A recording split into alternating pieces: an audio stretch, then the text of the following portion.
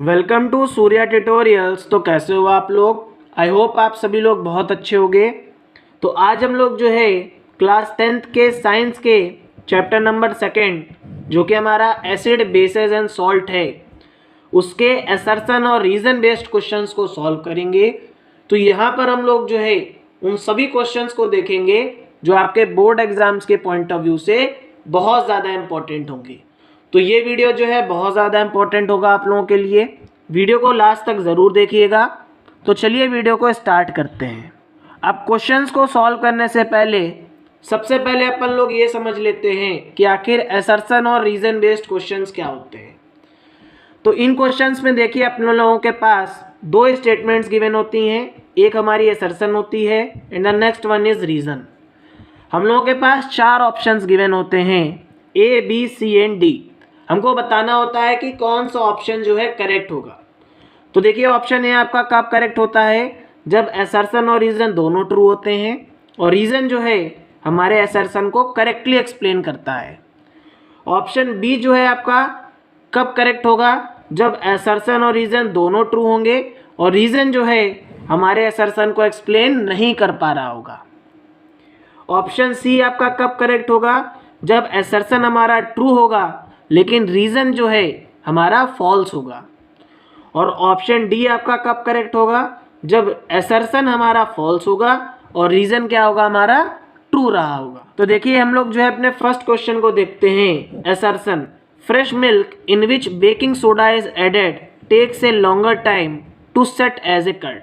तो देखिए जो हमारा फ्रेश मिल्क होता है बेटा, इसमें जब हम लोग जो है एक माइल्ड बेस को ऐड करते हैं तो क्या होता है बेटा, यहाँ पे जो है कर्ड बनने के चांसेस बहुत कम हो जाते हैं। मैंने आप लोगों को जब चैप्टर पढ़ाया था तो बताया भी था। तो देखो हमारे असर्शन वाली स्टेटमेंट ट्रू हो गई। रीज़न क्या बोल रहा है कि baking soda decreases the pH value of fresh milk to below 6। तो क्या बेटा बेकिंग सोडा जो है आपका जो मिल्क है उसकी पीएच वैल्यू को डिक्रीज करता है कि इंक्रीज करता है? भाई ये तो इंक्रीज कर देता है ना। तो यहाँ पे आपका रीज़न वाली स्टेटमेंट क्या हो गई, फॉल्स हो गई, और असर्शन वाली स्टेटमेंट क्या हो गई, ट्रू हो गई। तो आपका जो ऑप्शन सी है ये क्या रहा होगा, करेक्ट आंसर रहा होगा। नेक्स्ट क्वेश्चन को देखते हैं, क्वेश्चन नंबर 2। असर्शन में क्या बोल रहा है कि HCl gas does not change the colour of dry litmus paper. तो देखिए HCl गैस क्या होती है बेटा, ड्राई लिटमस के साथ कोई भी रिएक्शन को शो नहीं करती है। तो देखो असर्शन वाली स्टेटमेंट हमारी क्या हो गई, ट्रू हो गई। अब रीजन में क्या बोल रहा है बेटा, acid always produces hydrogen ions. तो जितने भी एसिड्स होते हैं बेटा आपके हाइड्रोजन आयंस को प्रोड्यूस करते हैं। तो देखो रीजन वाली स्टेटमेंट भी ट्रू हो गई।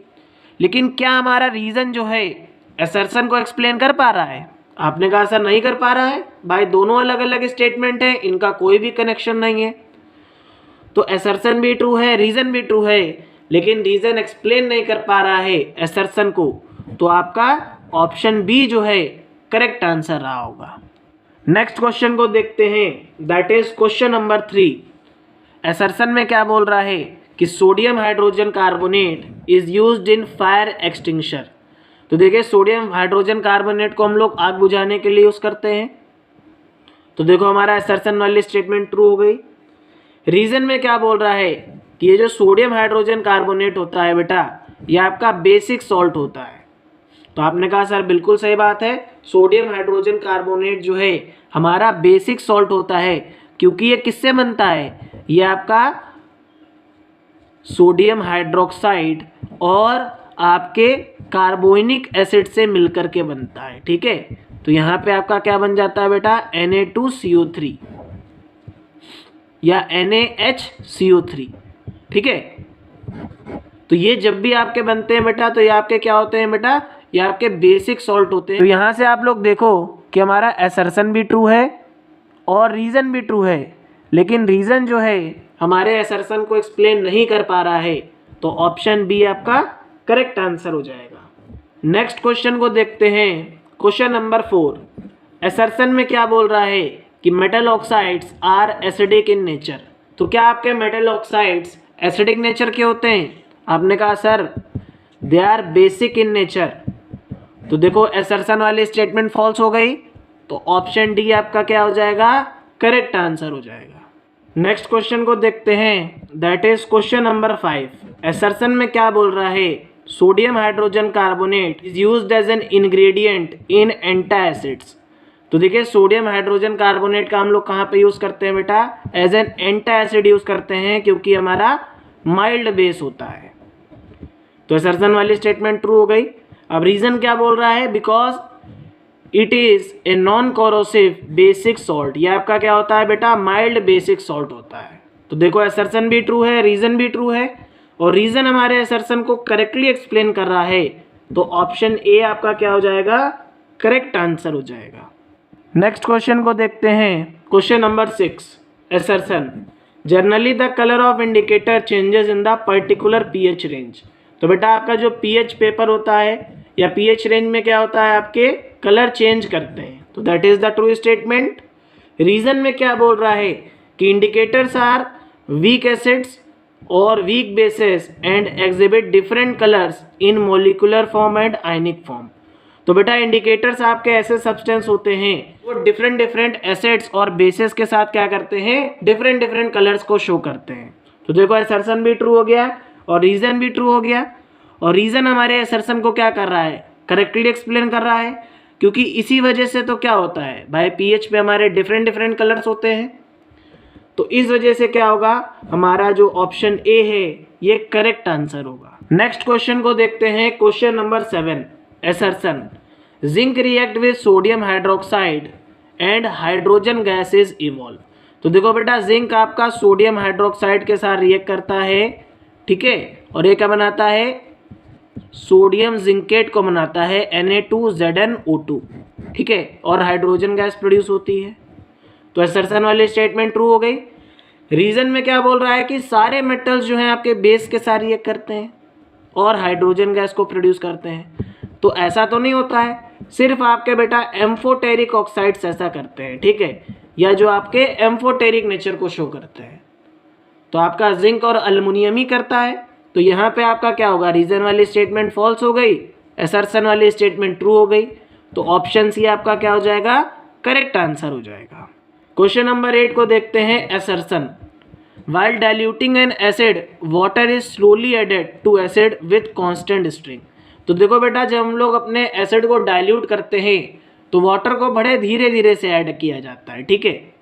रीजन क्या बोल रहा है कि the process of dissolving N acid in water is highly exothermic reaction. तो क्वेश्चन में क्या बोल रहा है कि जो एसिड को जब हम लोग वाटर में डिसॉल्व करते हैं तो ये जो रिएक्शन होती है that is highly exothermic reaction. तो आपने कहा सर बिल्कुल सही बात है, ये बहुत ज़्यादा एक्सोथर्मिक रिएक्शन होती है। तो यहाँ पे देखो आपका असर्शन भी ट्रू हो गया और रीज़न भी ट्रू हो गया, और रीज़न हमारे असर्शन को क्या कर रहा है, करेक्टली एक्सप्लेन कर रहा है, क्योंकि इसी वजह से तो हम लोग जो है धीरे धीरे वाटर को ऐड कर रहे हैं, क्योंकि यहाँ पे ह्यूज अमाउंट में हीट प्रोड्यूस हो रही है। तो ऑप्शन ए आपका क्या हो जाएगा, करेक्ट आंसर हो जाएगा। नेक्स्ट क्वेश्चन को देखते हैं, that is question number 9। Assertion में क्या बोल रहा है, carbonic acid is a weak acid. तो that is the true statement, carbonic acid आपका वीक एसिड होता है। रीजन क्या दे रखा गया है, it ionised completely in aqueous solution. तो आप लोग जरा खुद याद करो कि आपके जो वीक एसिड्स होते हैं ये आपके पार्शियली आयनाइज्ड होते हैं, ना कि कंप्लीटली आयनाइज करते हैं। तो यहाँ पे देखो रीजन वाली स्टेटमेंट फॉल्स हो गई, असर्शन वाली स्टेटमेंट ट्रू हो गई। तो आपका जो ऑप्शन सी है that is the correct answer. Next question को देखते हैं, that is question number 10। Assertion में क्या बोल रहा है कि the aqueous solution of glucose and alcohol do not show acidic character. तो देखिए जो ग्लूकोज होता है बेटा या आपका जो अल्कोहल होता है ये एसिडिक कैरेक्टर को शो नहीं करता है। अब यहाँ पे जरा आप लोग देखो कि रीजन में क्या बोल रहा है। रीजन में बोल रहा है कि aqueous solution of glucose and alcohol do not give H positive ions. तो देखो ट्रू रीजन दे रखा गया है, क्योंकि भाई यहाँ पे H पॉजिटिव आयंस की फॉर्मेशन नहीं हो पाती। इस वजह से क्या होता है, आपके जो अल्कोहल है और ग्लूकोज है ये एसिडिक नेचर को शो नहीं करते हैं। तो यहाँ से अगर हम लोग देखें तो हमारा ऑप्शन ए क्या हो जाएगा, करेक्ट आंसर हो जाएगा। क्लियर हो गया कि नहीं क्लियर हो गया। नेक्स्ट क्वेश्चन को देखते हैं, दैट इज क्वेश्चन नंबर 11।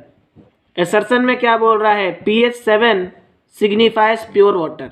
तो ट्रू स्टेटमेंट हो गई भाई। 7 pH हम लोगों को क्या बताता है, प्योर वाटर के बारे में बताता है। और रीज़न क्या दे रखा गया है कि इस pH पे क्या होता है बेटा, जो आपकी कंसंट्रेशन होती है 10⁻⁻7 होती है। अब ये कैसे होती है आप लोग जब आगे जाओगे तब पढ़ोगे। तो ये असर्शन भी ट्रू है, रीज़न भी ट्रू है। रीज़न हमारे असर्शन को करेक्टली एक्सप्लेन कर रहा है, तो आपका ऑप्शन ए जो है करेक्ट आंसर हो जाएगा। नेक्स्ट क्वेश्चन को देखते हैं, that is question number 12। Assertion, weak acids have low electrical conductivity. तो क्योंकि बेटा यहाँ पे आयंस कंप्लीटली आयोनाइज नहीं होते तो इनकी कंडक्टिविटी लो होती है, तो ये आपके क्या हो जाएगी, ट्रू स्टेटमेंट हो जाएगी। रीजन क्या दे रहा है कि strong acids and weak acids have equal concentration of H positive ions. तो ऐसा होता है क्या, दोनों में बराबर H पॉजिटिव आयंस होते हैं। आपने कहा सर गलत स्टेटमेंट है, तो देखो असर्शन ट्रू, रीजन फॉल्स हो गया, तो ऑप्शन सी जो है आपका करेक्ट आंसर हो जाए। नेक्स्ट क्वेश्चन को देखते हैं, that is question number 13। Assertion में क्या बोल रहा है कि ammonia solution is an alkali. तो अमोनिया की जो सोल्यूशन होती है बेटा that is alkali in nature, basic nature की होती है। तो असर्शन वाली स्टेटमेंट ट्रू हो गई। रीजन में क्या बोल रहा है, ammonia solution turns blue litmus paper two red. तो क्या बेटा अमोनिया सोल्यूशन जो है ब्लू लिटमस को रेड में कन्वर्ट करेगी कि रेड लिटमस को ब्लू में कन्वर्ट करेगी, क्योंकि आपकी बेसिक नेचर को शो कर रही है। तो देखो असर्शन ट्रू है लेकिन रीजन आपका फॉल्स हो गया, तो ऑप्शन सी आपका क्या हो जाएगा, करेक्ट आंसर हो जाएगा। नेक्स्ट क्वेश्चन को देखते हैं, that is question number 14। Assertion, plaster of Paris is used by doctors to set fractured bones. तो देखो पीओपी का यूज बेटा बोन्स की सेटलिंग के लिए किया जाता है, तो ट्रू स्टेटमेंट हो गई। रीजन क्या दे रखा गया है कि बेटा when plaster of Paris is mix with water and applied around the fractured limb it sets into a hard mass. तो ये क्या करती है बेटा, ये हार्ड मास में कन्वर्ट हो जाती है। इसीलिए क्या करते हैं बेटा डॉक्टर्स जो हैं इस प्लास्टर ऑफ पेरिस का यूज करते हैं, ठीक है। तो यहाँ पे अगर हम लोग देखें बेटा तो आपका असर्शन भी ट्रू है और रीजन भी ट्रू है, और रीजन हमारे असर्शन को करेक्टली एक्सप्लेन कर पा रहा है, तो ऑप्शन ए आपका क्या हो जाएगा, करेक्ट आंसर हो जाएगा। अब हम लोग जो है अपने लास्ट क्वेश्चन को देखते हैं, क्वेश्चन नंबर 15 बहुत ज्यादा इंपॉर्टेंट है। असर्शन में क्या बोल रहा है, curd and sour substances should be kept in brass and copper vessels. तो यहाँ पे अगर हम लोग देखें तो कर्ड और जितने भी खट्टे सब्सटेंस हैं क्या हम लोगों को इनको ब्रास के या कॉपर वेसल्स में रखना चाहिए। आपने कहा सर रॉन्ग स्टेटमेंट है, तो देखो असर्शन हमारा फॉल्स हो गया भाई। हम लोग इसको कॉपर और ब्रास में नहीं रखते हैं क्योंकि ये क्या कर जाते हैं, रिएक्ट कर जाते हैं, ठीक है। तो इस वजह से क्या होगा, असर्शन यहाँ पे आपका फॉल्स हो गया और रीजन आपका क्या है, ट्रू है। तो इस कंडीशन में जो आपका ऑप्शन डी होगा ये करेक्ट आंसर होगा। तो देखिए इस तरीके से हम लोगों ने जो है चैप्टर नंबर 2 जो कि हमारा एसिड बेसिस एंड सॉल्ट है उसके असर्शन और रीजन बेस्ड क्वेश्चंस को सॉल्व कर लिया। आई होप आप लोगों को वीडियो अच्छा लगा होगा। अगर वीडियो अच्छा लगे तो प्लीज़ चैनल को सब्सक्राइब करिएगा, वीडियो को अपने फ्रेंड्स के साथ खूब शेयर कर दीजिएगा। थैंक यू सो मच, मिलते हैं नेक्स्ट वीडियो में। Till then keep learning and keep enjoy.